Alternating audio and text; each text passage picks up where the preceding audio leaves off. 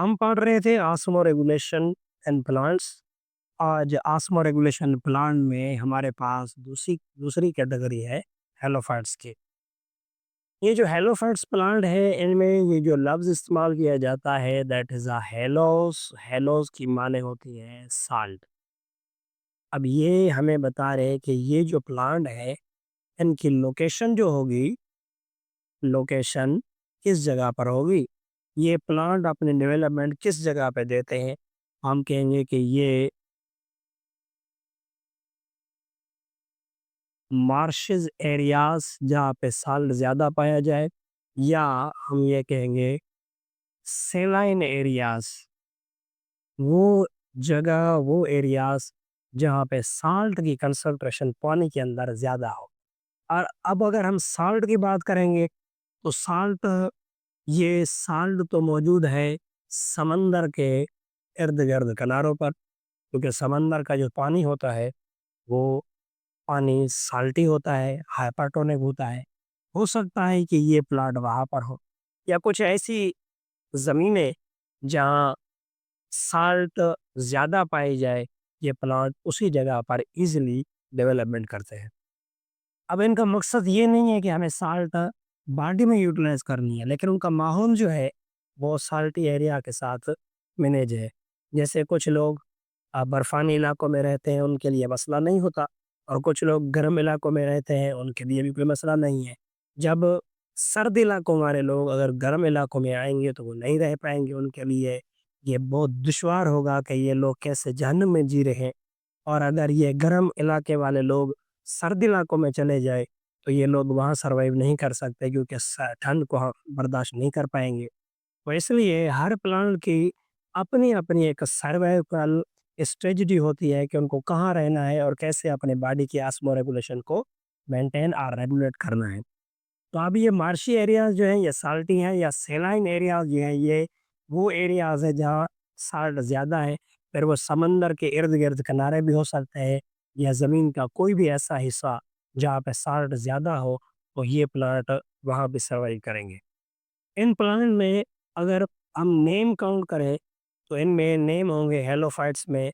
एक नेम है mangrove. Mangrove. और एक को कहते हैं कि ये है कॉड ग्रास, या ग्लास वॉल्स एटसेट्रा। ये वो प्लांट है जिन्हें हम हेलोफाइट्स कहते हैं, और ये प्लांट इन मार्शी और सैलाइन एरियाज के अंदर पाए जाते हैं। ये क्या करते हैं, ये पानी को करते हैं एब्जॉर्ब, एब्जॉर्ब्स वाटर। अब ये अगर पानी एब्जॉर्ब कर रहे हैं, कहाँ से एब्जॉर्ब करेंगे? सॉइल से। जो उनकी रूट होंगी वो पानी को एब्जॉर्ब करेंगे। जब सॉइल से ये पानी एब्जॉर्ब होगा, तो इस पानी में दो चीज़ें होंगी।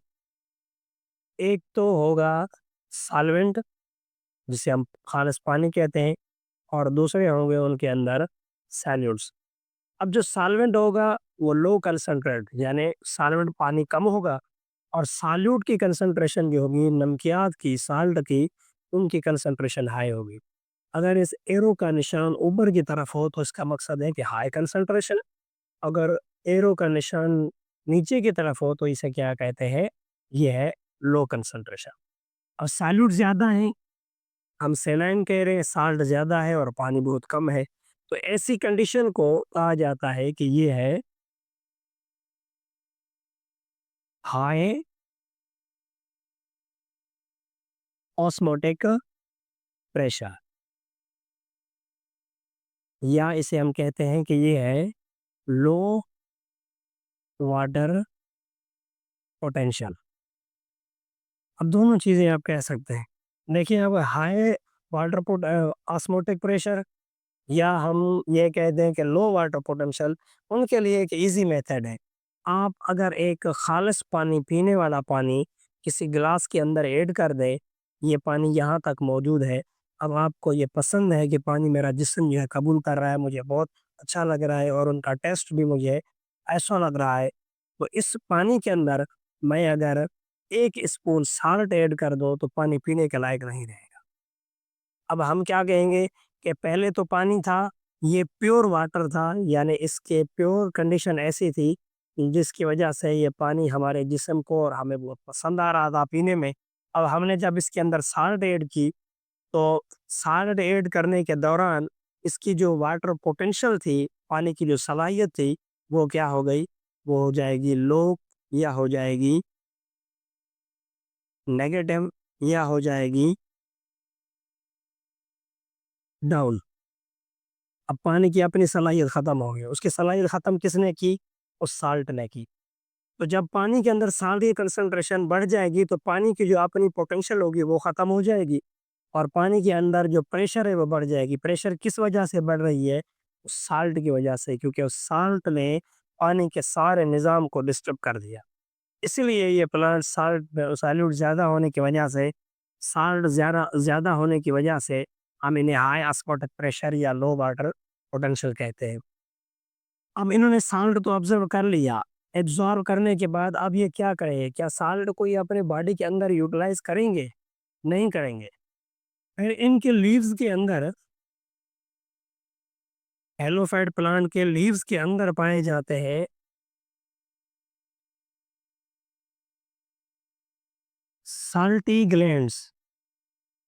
साल्टी ग्लैंड्स, ये साल्टी ग्लैंड्स लीव्स के अंदर मौजूद है। इनका काम क्या है? इनका रोल क्या है? ये क्यों मौजूद होते हैं? इनका काम ये है कि ये करते हैं डी सॉलिनेशन।